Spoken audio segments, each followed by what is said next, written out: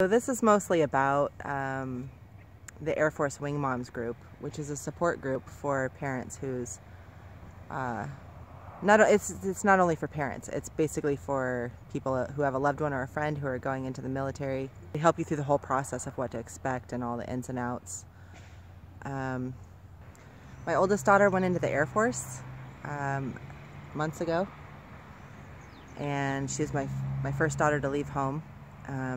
I was really glad that the group was there because I knew the Air Force Wingmoms group was there when my daughter was getting ready to ship off to boot camp, which is a really emotional time.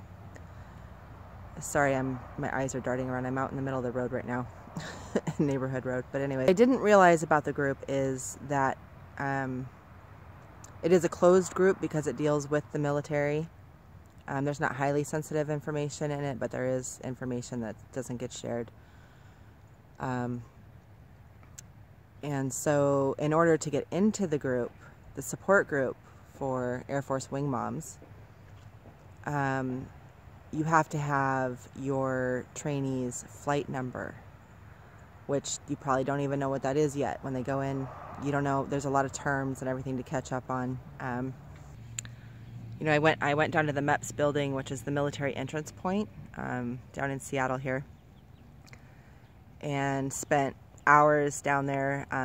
My daughter was sworn in to the military, and then we waited around for a long time for different things to be done in the military. And there's all branches of military there at the building, so it wasn't just the Air Force that was swearing in and leaving for boot camp that morning. It was also Marines, Army, and I believe there's Coast Guard there too. And so yeah, it was hours, and then when it came to around lunchtime, I said goodbye to her, you know, and hung out with her the whole morning, but I could see she was really nervous. I mean, she had prepared for months to go. She knew ins and outs. She's a go-getter. Like, she did a lot of research.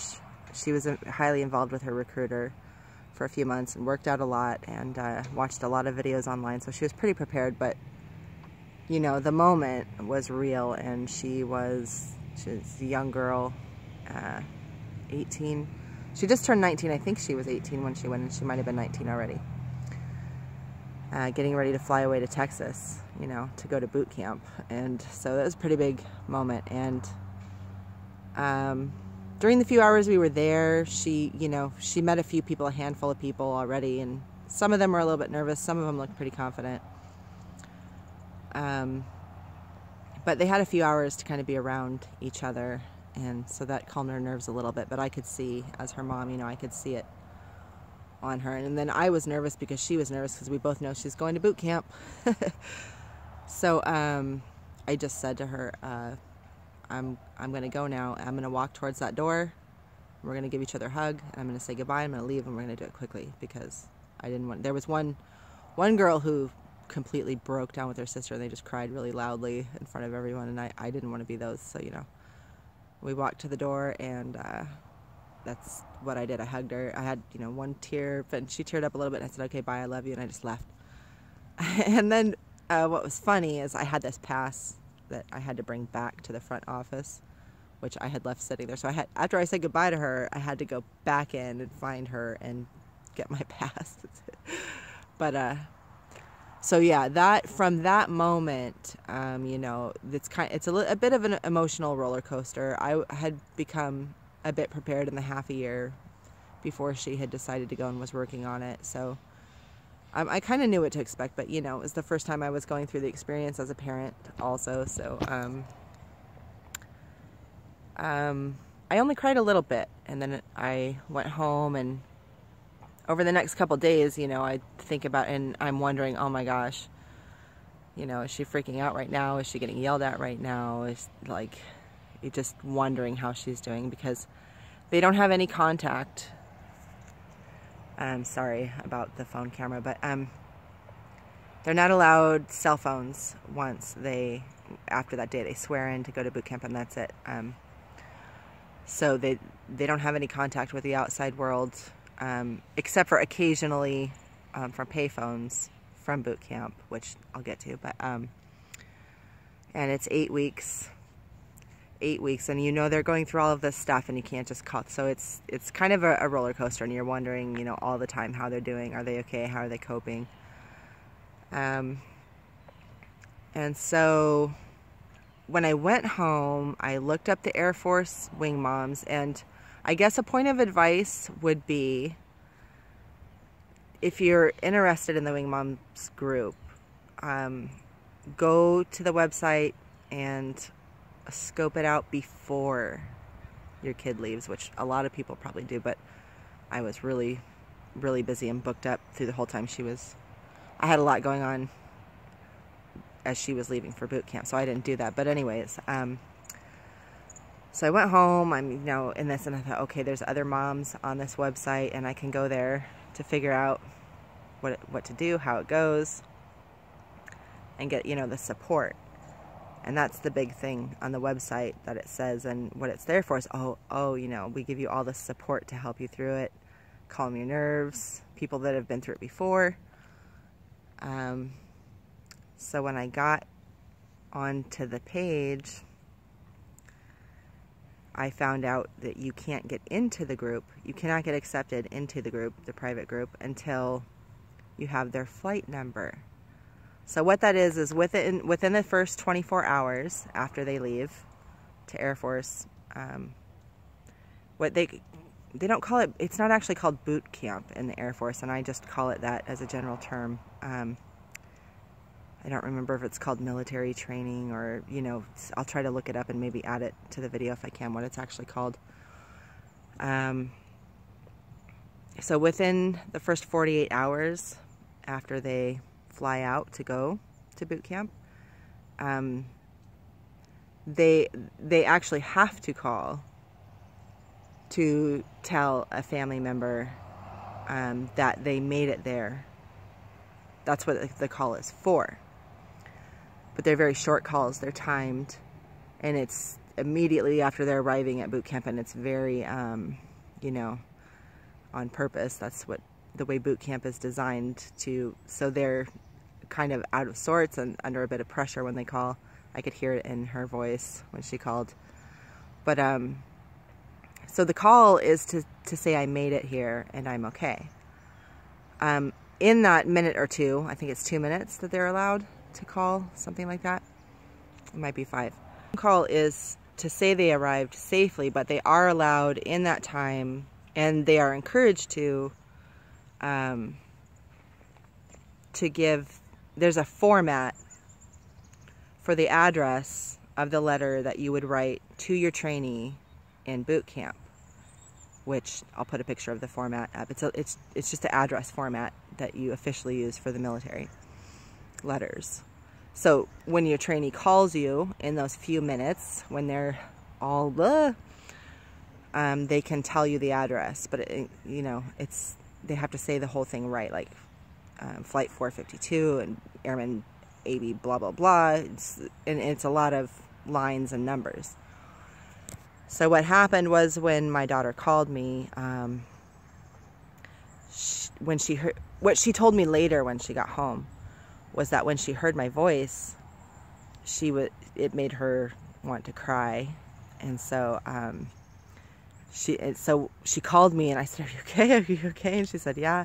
And I said, "Do you have the address? Because they tell you to be ready, get the address right away so you can write to them." She says, "I can't do it. I can't do it." And I said, "You can't do what? You don't have the address?" And she's like, "No, I can't do it." And I thought, oh my, and I thought, okay, well, I only have a few minutes. So before she left, I said, okay, we're going to have a code. If you feel like I need to get the heck out of here, tell me red. And if you feel like it's going to be okay, you know, maybe it's low, but it's going to be okay, then say blue. So I said, you know, are you red or blue? Red or blue? And she said, well, I was red last night when I left, but I'm blue today. She's like, I saw some people that have been here about a week or two, and they seem fine, so I think it's going to be okay. And I said, okay, just hang in there. She's like, I have to go, and she hung up. And that was it. I've been waiting, you know, I think she called me about a day and a half after she left. And so that was it. And I'm thinking, okay, now she's in boot camp, and I don't get to talk to her for another 8 weeks. And I didn't get the address. What the address includes is their flight number. which is where their mail is going to be sent to their flight there. So I couldn't get into the Air Force Wingmoms group because you have to have their flight number, which is kind of proof that you have someone there currently. So I had to wait, and they say that they tell you that if you don't get the address and the flight number, that a postcard will be mailed to you by the military once they're logged in. I never actually got the postcard until she almost got home, but I did get a letter, which no one, I don't know, so maybe they send out letters now also, or I don't know if they always did. But it took 10 days, and those 10 days were so long. I was you know, messaging, because the Air Force Wingmoms is a group on Facebook, so I was messaging the moderators, I can't get in, I'm freaking out, you know, after a week had gone by, and I was waiting every day, checking the mailbox, because I was starting to, I thought, you know, I handled it pretty well. I wasn't freaking out all the time, all day long, but when 7 days hit, and I hadn't heard anything, and didn't know, the nerves of a mom, I guess, I just started freaking out, and I was like, can somebody help me get in? And they're like, I'm sorry, you're just going to have to wait for the letter, but it'll be okay. No news is good news, because if you don't hear anything, that means that they're just going through the whole process of all of the new people getting there for boot camp, which is a lot for them to organize and get the letter system going and all of that. So if something happens to your recruit, you will hear from somebody there, and I mean, it's good that you would hear, but so basically no news is good news. If you don't hear anything, it just means they're fine and they're going through the process. So it took 10 days, which doesn't sound like a long time now, but it was a long 10 days. By the time the 10th day, I was starting to cry every morning, and I was so excited when I got the letter from the military, which was just saying, you know, congratulations on having someone from your family join the military, and here's their graduation date. And it had her address and her flight number. So I immediately got on, gave them my flight number. They approved me in the group in like 20 or 30 minutes. It was such a relief. And I think that we had about 30 or so moms around the time that I joined there, and more people added later into that 8 weeks. And the groups are split up by flight numbers. So, you know, there's thousands of recruits there, and because basically the group that your person is in, those families, well, all the same families of the same flight get hooked up into the same group. So, which is nice, because then anybody that hears news, like I would share parts of letters that my daughter sent with the group, and some people hadn't heard from their people yet, and so it's comforting to see. And I would ask my daughter, do you know so-and-so? And she'd say, yeah, I love her. The moms would be like, awesome. You know, to hear about your kid from the other family members in the group is cool. And so, yeah, the people in the Air Force Wingmoms, the moderators, have all had somebody in the military or who are still in the military, so they can answer.